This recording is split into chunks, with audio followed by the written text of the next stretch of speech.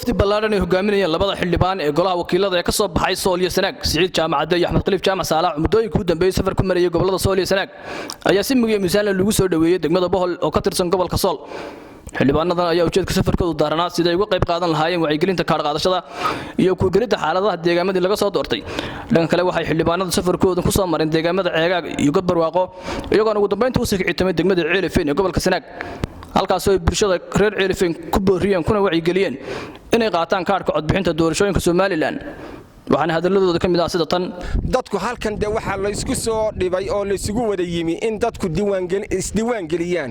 oo ay qaataan de kaarka ay diiwaan gelinta ay qaataan oo miyi iyo magaalaba la qaato ku ka lumay iyo kii aan qaadan iyo kii qaan gaaray intaba inay qaataan ninkii haystay wuuba haystaa war waxaan leenahay kaarkaas waxna lagu dooranaya laguna dhacaya laguna faa'iidaya hal la doonto kaarka halan la qaato rag iyo dumarba qoladan waxaan leeyahay qolada tan commissionkana waynala joogaan waynala taagan yihiin iyana waxaan leenahay insha Allah sida wanaagsan u shaqeynaysan waa idin kula shaqeynaa sidaynu ognahay 15 cashiye dambe waxa jaana soo helay meelo kooban waxa weeyaan meelaha kooban bay Ceelifeen ku jirtaa dadweynaha ku dhaqan waxa weeyaan deegaanka Ceelifeen iyo agagaarkiisa waxaan ku boorinayaa oo aad iyo aad ugu adkaynaya inay isdiiwaan galiyaan oo fursadda ka faa'iideystaan jaanisku waxa weeyaan wax la yiri fursadda hal mar bay albaabka ka soo garaacdaa waxa weeyaan halkii mar baa hadda la joogaa jaaniska si loo heli doono iyo waqti dambe la heli doono inagu ma ogin deegaamo badan baan anigu soo maray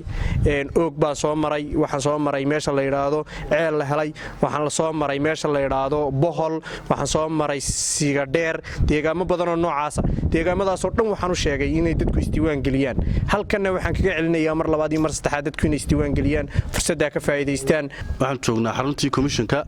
commissionka ee diiwaan gelinta ee degmada Ceelifeen wareen dadka Ceelifeen dhamaantood waxaan ugu baaqayaa inay isdiiwaan galiyaan ilaahay hadda diiwaan gelintu si fiican bay u socotaa muddo 18 cisho baan socotaa 12 maalmood baa haray waadinka reer Ceelifeen waxaan ku leeyahay fadlan isdiiwaan gali waqtigu waa gabagabo waqtigu uu socdaa inaad isdiiwaan galisaa waa xuquuq aasaasi ah oo aad leedahay waana waajibaad dastuuri ah oo aad leedahay fadlan waajibkaaga gudo insha Allah taala anaguna waxaan ku shaqeynaynaa sidii loo fududeyn lahaa in cid walba iyo goob kasta oo dadku joogaan in la soo kaxeeyo oo loo soo gaarsiiyo sidii isu diiwaan gali lahaayeen fadlan muwaadin ka faa'iideyso jaaniskaaga oo kaarka qaado bismillaahir rahmaanir rahiim halkan goobta aanu joogna maanta waa goobtii diiwaan gelinta 15 cisho dambe ee degmada Ceelifeen annagoo xildhibaanadii deegaanka gobolada Sool iyo Sanaag ee waftiga ahaa waxaanu idinku wacyigelinaynaa dadka halkan oo yeelana la joogto commissionkii wacyigelinta waxaanu dadka ka codsanaynaa inay 10 cisho u haray ay si fiican isu diiwaan galiyaan iyadoo sanduuquna uu update gareysan yahay waxaanu leenahay cuqaasha dadka kale ee waayeelka ah in dadku miyiga ku maqan yihiin iyo tuulooyinka in gaadiidka shidaalka lagu shubo in dadka la doono in la soo diiwaan geliyo diiwaan gelintu waxa weeye nambarkiina ay sheegaysaa waxa kale oo xuquuqdiina asaasiga ah waa waxa kaliya wax iskaga celin kartaan